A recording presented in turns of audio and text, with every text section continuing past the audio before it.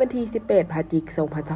2025ที่สนามกีฬามหาวิทยาลัยแห่งชาติได้มีพิธีเปิดการแข่งขันกีฬามวยเทควันโดในงานมหกรรมกีฬาแห่งชาติครั้งที่12นครหลวงเวียงจันทร์เกม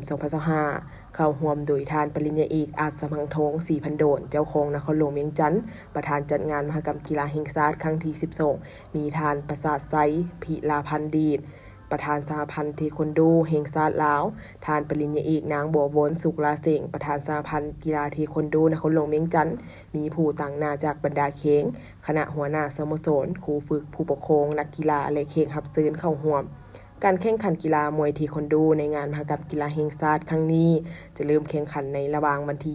28-21 พฤศจิกายน 2025มี2ประเภทคือ